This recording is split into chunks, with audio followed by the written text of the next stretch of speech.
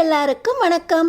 நம்ம அழகே அழகு சீரியலில் தங்கராஜோட பேச்சுக்கு மறுபேச்சு பேசாமல் அப்படியே நடந்துக்கிற சுரேஷ் இன்னைக்கு நியாயத்துக்காக தங்கராஜை எதிர்த்து பேசுகிறாரு.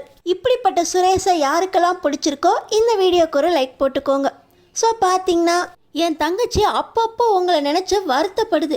என் தங்கச்சி நீங்கள் அப்படி திட்டுறீங்க, அன்னைக்கு கல்யாண மண்டபத்தில் வச்சு அப்படி அடிச்சிங்க, என் தங்கச்சி உங்கள் கூட சந்தோஷமாக இல்லை அப்படின்னு பாக்கியராஜ் ரேவதியையும் தங்கராஜையும் சுட்டி காட்டினதை பேசி தங்கராஜுக்கு பயங்கர கோவம் வந்துடுது. குடிக்கிறத நிறுத்திட்டு ரூமுக்கு போனால் அங்கே ரேவதி இல்லை. ரேவதி அழகுமதி அழகு மலரோட ரொம்ப சந்தோஷமாக பேசிக்கிட்டு இருக்காங்க. ஆனால் நம்ம சந்தோஷமாக இல்லையே, நம்ம சந்தோஷத்தை அழிச்சிட்டு இவங்க எப்படி சந்தோஷமாக இருக்கலாம் அப்படின்னு பயங்கர கோவத்தில் அங்கே ரேவதி இல்லாததுனால இன்னும் கோவம் அவருக்கு தலைக்கு மேலே ஏறுது. ரேவதி எங்கே இருக்கான்னு தெரியல. மலரோட மதியோட தான் அவள் பேசிக்கிட்டு இருப்பா. நம்ம போய் குடிக்கவே பார்ப்போம், சுரேஷ் நமக்காக அங்கே இருப்பான் அப்படின்னு சொல்லி மறுபடியும் குடிக்கிறதுக்காக சுரேஷ்கிட்டேயே வந்துடுறாரு. எல்லாருமே டின்னர் சாப்பிட்றதுக்காக டைனிங் டேபிளுக்கு வந்துடுறாங்க. வந்த இடத்துல சுரேஷும் நம்ம தங்கராஜும் பக்கத்தில் ஒன்றா உட்காந்து சரக்கு அடிச்சுக்கிட்டு இருக்காங்க. இவங்களோட ஒன்றா லேடிஸோட உட்கார முடியாது அப்படின்னு பாக்கியராஜ் அழகு மலர் அழகுமதி ரேவதி இவங்களோட உட்காந்து சந்தோஷமாக டின்னர் சாப்பிட்டுக்கிட்டு இருக்காங்க. உங்களுக்கு இப்படியெல்லாம் கூட காமெடியாக பேச தெரியுமா பாக்கியராஜ்? எங்களோட இன்னைக்கு தான் நீங்கள் வெளிப்படையாக உட்காந்து பேசுகிறதுக்கு நேரம் கிடச்சிருக்குல்ல பாக்கியராஜ் அப்படின்னு இந்த அழகு மலர் பாக்கியராஜ்கிட்ட பேச, எங்கே மலரு நீ காலையிலே எந்திரிச்சு கிச்சனுக்கு போயிடுற, அங்கேருந்து வேலையை பார்த்துக்கிட்டே என் கூட உனக்கு பேசுகிறதுக்கு எங்கே டைம் இருக்குது? அடுத்தடுத்து ஒவ்வொரு வேலையாக பார்த்துக்கிட்டு நைட்டு தான் வர, நைட்டு தூங்க தான் வருது, உங்களோட பேசுகிறதுக்கு கூட முடியல. அதுலேயும் 1/2 மணி நேரம் 1 மணி நேரம் உட்காந்து பேசுகிறப்போ வீட்டு பிரச்சனையை தான் பேச முடியுது. இப்போ தான் ரிலாக்ஸாக 3 நாள் வந்திருக்கோம். இப்போ நம்ம ஜாலியாக எதை பற்றியும் நினைக்காம பேசிக்கிட்டே இருக்கலாம் அப்படின்னு பாக்கியராஜ் மலர்கிட்ட பேச, நம்ம அழகுமதி நீங்கள் ரொம்ப நல்லா பேசுகிறீங்க, மலரக்காவை ரொம்ப சந்தோஷமாக வச்சுருக்கீங்க, நீங்கள் ரேவதி கூட இருக்க பாண்டிங் கூட எனக்கு ரொம்ப பிடிச்சிருக்கு, உங்களை மாதிரி அண்ணன் தங்கச்சி தான் எனக்கு பிடிச்சிருக்கு அப்படின்னு நம்ம மதி பேச, இன்னொரு பக்கம் பக்கத்தில் உட்காந்துருக்க தங்கராஜுக்கு ஏன் தங்கச்சியை கொண்டுட்டு இவன் அவன் தங்கச்சியோட சந்தோஷமாக இருக்கிறானே அப்படின்னு வயிறெல்லாம் எரியுது. குடிச்சிருக்க தங்கராஜ் பாக்கியராஜ் மேலே இருக்க கோவத்தை எல்லாம் காட்டி பேச ஆரம்பிச்சிட்டாரு. என் தங்கச்சியை கொலை பண்ணது நீதானடா பாவி, உன் தங்கச்சியை நான் அடிச்சிட்டேன் அப்படின்னு உனக்கு எவ்வளோ கோவம் வருது, உன் தங்கச்சியை நான் அடிச்சிட்டேன் திட்டுறேன் அப்படின்னு உன் தங்கச்சி சந்தோஷமாக இல்லை அப்படின்னு உன் தங்கச்சி மேலே அவ்வளோ பாசத்தில் என்கிட்ட எப்படிலாம் பேசுகிற, என் தங்கச்சியை நீ கொலை பண்ணதுக்கு உன்னை நான் என்ன பண்ணுறேன் பாரு அப்படின்னு வேகமாக கையெடுத்து பாக்கியராஜா அறைய போயிடுறாரு. ஆனால் பாக்கியராஜ் மேலே அடிச்சிருவாரோ அப்படின்னு பதறி அடித்து சுரேஷ் எந்திரிச்சு வந்து தங்கராஜோட அடிக்கிற கையை பிடிச்சிடுறாரு. மாமா அண்ணன் வேணும்னே பண்ணலை மாமா, உங்கள் தங்கச்சி அண்ணன் கல்யாணம் பண்ணிக்கிட்டாரா அப்படிங்கிற கோவத்தில் சூசைட் பண்ணிக்கிட்டாங்க. அவங்க கல்யாண கனவோடு இருந்திருக்காங்க. அண்ணனுக்கு கல்யாணம் ஆயிடுச்சா அப்படிங்கிற ஏக்கத்தில் தனக்கு கல்யாணம் ஆகாதோ அப்படின்னு தப்பாக முடிவெடுத்து அந்த அவசரத்தில் அவங்களா தற்கொலை பண்ணிக்கிட்டா அண்ணன் எப்படின்னா மாமா காரணமாவாங்க? அண்ணன் உங்கள்கிட்ட நேரடியாகவே வந்து சொன்னிச்சு, எனக்கு இந்த கல்யாணத்தில் இஷ்டம் இல்லை, மலரை காதலிக்கிறேன் அப்படின்னு. நீங்கள் கேட்கவே இல்லை, அதை காதலே போட்டுக்காமல் நீங்கள் பாட்டு கல்யாணம் ஏற்பாடு பண்ணிக்கிட்டு இருந்தீங்க. கல்யாணத்தில் விருப்பம் இல்லைன்னு சொல்லியும் உங்கள் தங்கச்சியும் பாக்கியராஜை நினச்சிக்கிட்டு இருந்தது தப்பு தானே மாமா? வீட்லேயும் பாக்கியராஜ் அண்ணே சொன்னிச்சு, மலரை காதலிக்கிறேன், அந்த பொண்ணை கல்யாணம் பண்ணிக்க போகிறேன் அப்படின்னு. ஆனால் வீட்லேயும் உங்களுக்காக பொண்ணு கொடுத்து பொண்ணு எடுக்கிறோம் அப்படிங்கிறதுக்காக மலரை கல்யாணம் பண்ணுறதுக்கு எதிர்ப்பு தான் தெரிவித்தாங்க. அண்ணனுக்கு என்ன பண்ணுறதுன்னு தெரில. மலரணி மேலே இருக்க காதலில் அவங்க மலரணியை கல்யாணம் பண்ணிட்டு வந்து நின்னதுனால உங்கள் தங்கச்சி தற்கொலை பண்ணிக்கிட்டாங்க.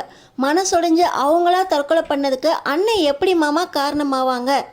அண்ணன் மேலே இந்த விஷயத்தில் தப்பே இல்லை மாமா, அண்ணனை மன்னிச்சிருங்க மாமா அப்படின்னு நம்ம சுரேஷ் பாக்கியராஜுக்காக தங்கராஜை முதல் முறையாக எதிர்த்து அவர் கையை அடிக்காமல் பிடிச்சிக்கிட்டு நியாயத்தை பேசுகிறாரு. இதை பார்த்த உடனே நம்ம தங்கராஜுக்கு கையேறா, முதல்ல அடிக்கிற கையை பிடிக்கிற அளவுக்கு உனக்கு உன் அண்ணன் மேலே பாசம் ஜாஸ்தி ஆயிடுச்சா? இந்த மாமே சொல்கிறது சரின்னு உனக்கு தோணலையா? என் தங்கச்சியை உங்கள் அண்ணன் கொலை பண்ணியிருக்காண்டா அப்படின்னு தங்கராஜ் ரொம்ப கோபமாக சுரேஷ்கிட்ட கேட்க, இல்லை மாமா அண்ணன் கொலை பண்ணல மாமா, உங்கள் தங்கச்சி தற்கொலை பண்ணிக்கிட்டாங்க, நீங்கள் ரொம்ப சரக்கு அடிச்சிட்டிங்க, இங்கேருந்து கிளம்புங்க மாமா அப்படின்னு சுரேஷ் சொல்கிறாரு. நான் சரக்கு ரொம்ப அடிச்சிட்டேனா? எனக்கு நீ அட்வைஸ் பண்ணுறியா? என் தங்கச்சியை கொலை பண்ண உங்கள் அண்ணனை நான் சும்மா விட மாட்டேன் அப்படின்னு வேகமாக மறுபடியும் தங்கராஜ் பாக்கியராஜோட சட்டையை பிடிச்சி அடிக்க போக, மாமா அண்ணன் மேலே கை வச்சிங்க, நான் மனுஷனாக இருக்க மாட்டேன், நான் ஒரு போலீஸ்காரன் தெரியும்ல, இப்படி காரணமே இல்லாமல் இன்னொருத்தரை அடிக்கிறது தப்பு மாமா, அப்புறம் உங்கள் மேலே கேஸ் போட்டுருவேன் அப்படின்னு சுரேஷ் சொல்கிறாரு. இந்த வேலையை வாங்கி கொடுத்ததே நான். இதோ இங்கே நிற்கிறாளே உன் பொண்டாட்டி, இந்த அழகுமதி கொடுத்த கேஸ்னால உன் வேலை போய் உன் கல்யாணம் நின்று நட்ட நடு ராத்திரியில் அசிங்கப்பட்டு நின்றுருவியேன்னு இந்த அழகுமதியை உனக்கு கல்யாணம் பண்ணி வைக்கிறதுக்காக 30 லட்சம் ரூபாய் செலவு பண்ணி உன் வேலை திரும்ப கிடைக்கிறதுக்காக இந்த அழகுமதியை உன் ஆஃபீஸ்க்கு வந்து சைன் போட வச்சது உன்னோட மாமன் இந்த தங்கராஜ். இந்த தங்கராஜ் இல்லைன்னா உனக்கு இந்த வேலையும் கிடைச்சிருக்காது, உனக்கு பொண்டாட்டியா நிற்கிற இந்த அழகுமதியும் கிடைச்சிருக்க மாட்டா, கல்யாணமும் நின்று போய் வேலையும் கிடைக்காம விரக்தியில் அசிங்கப்பட்டு நின்றுப்ப. உன் மாமா தங்கராஜ் பண்ண ஒரு வேலையால் இன்னைக்கு நீ தலை நிமிர்ந்து நிற்கிற. இந்த மாமா தங்கராஜ் கையை தடுத்து நிறுத்துகிற அளவுக்கு இப்போ பேசிக்கிட்டு இருக்கியா நீ அப்படின்னு தன்னையே எதிர்த்துட்டானே அப்படின்னு தங்கராஜுக்கு சுரேஷ் மேலே எல்லா கோபமும் திரும்பிருச்சு. என் வார்த்தைக்கு மறு வார்த்தை பேசாமல் இருந்தவன்டா அந்த சுரேஷ் இன்னைக்கு உனக்காக என்னை எதிர்த்து நிற்கிறான். எல்லாம் ஒன்று சொல்லணும், உன்னை சும்மா விட மாட்டேன்டா அப்படின்னு மறுபடியும் பாக்கியராஜை அடிக்க போக பாக்கியராஜ் தங்கராஜ் கையால் ஒரு அடியும் வாங்கிடுறாரு. இப்போ பாக்கியராஜ், சுரேஷ் எனக்காக நீ மாமாவை எதிர்த்து பேசாத, மாமாவை முதல்ல உள்ளே கூட்டிகிட்டு போ. ரேவதி மாமா உள்ளே கூட்டிகிட்டு போமா, மாமா ரொம்ப கோவமாக இருக்காரு, அவருக்கு என் மேலே தான் கோவம், எனக்காக நீங்கள் பிரச்சனை பண்ணிக்காதீங்க அப்படின்னு பாக்கியராஜ் பேச, அண்ணே என்ன அண்ணே இப்படி ஒதுங்கி ஒதுங்கி பேசிதான் மாமா அவரோட தங்கச்சி தற்கொலை பண்ணிக்கிட்டாலும் கொலை பண்ணது நீ தான் அப்படின்னு இன்னமும் உன் மேலே கோவத்தை காட்டிக்கிட்டு இருக்காரு. மாமாவுக்கு நம்ம தான் அண்ணன் புரிய வைக்கணும் அப்படின்னு தங்கராஜை பற்றி சுரேஷும் பாக்கியராஜ் கிட்ட சொல்ல தங்கராஜுக்கு இன்னும் கோவம் வந்துடுது. எனக்கு யாரா புரிய வைக்கிறது, தங்கராஜுக்கு தெரியாத விஷயமே கிடையாது, தங்கராஜ் முதல்ல இங்கேருந்து போகிறான், உங்கள் கூடலாம் வெளியூர் வந்ததே தப்பு, தங்கராஜுக்கு எல்லாம் தெரியும், நான் உங்கள் கூட இனி இருக்கணும்னு எந்த ஒரு அவசியமும் கிடையாது, எனக்கு என்ன தலையெழுத்தா உங்கள் கூடலாம் வந்து இந்த ட்ரிப்பில் உங்களை கூட சமாதானம் பண்ணிட்டு போகிறதுக்கு, நான் கிளம்புறேன், எனக்கு யாரும் வேண்டாம் அப்படின்னு தங்கராஜ் வேகமாக ரூமுக்கு போய் சூட்கேஸ்லாம் பேக் பண்ண. இப்போ சுரேஷ், மாமா என்ன மாமா இப்படி பண்ணுறீங்க, நம்ம இங்கே தான் மாமா இருக்கணும், 3 நாள் நாங்கள் இருக்கிறேன், எனக்காக வந்திருக்கேன்னு சொன்னீங்களே மாமா, இப்போ ஏன் மாமா கிளம்புறீங்க அப்படின்னு சுரேஷ் தங்கராஜ்கிட்ட கேட்க, நீயா உனக்கு உங்கள் அண்ணன் தானே முக்கியம், போடா நீ அவன் பின்னாடியே, எனக்கு யாரும் வேண்டாம், இனிமேல் என் முகத்தில் கூட முழிக்காதா அப்படின்னு தங்கராஜ் சுரேஷை திட்டிட்டு வேகமாக அங்கேருந்து கிளங்க. என்னங்க இருங்க நானும் வந்துடுறேன் அப்படின்னு ரேவதி வராங்க.